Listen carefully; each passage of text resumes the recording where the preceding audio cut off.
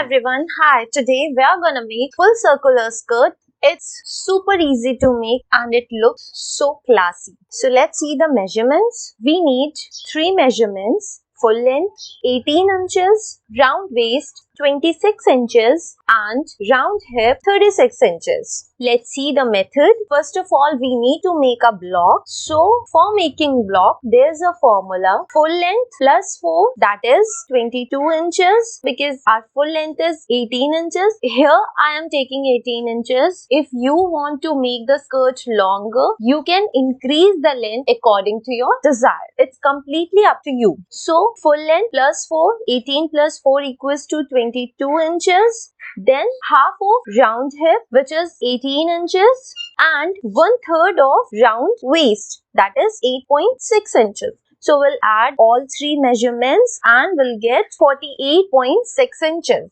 So we will make a block of 48.6 inches and mark it as A, B, C, D in a clockwise direction. Now we will match A to C and B to D like this, and at the intersection of these two lines we will mark it as E. Now we will make the pattern E to E1, that is 1/8 of round waist, which is 3.25 inches. Because this is a full circular skirt, that's why we are taking 1/8 of round waist. So E to E1 is 3.25 inches. Then E to E2 is equals to E to E1, that is 3.25 inches. Now we'll mark the length of the skirt. E1 to F 18 inches and E2 to F1 is equals to E1 to F.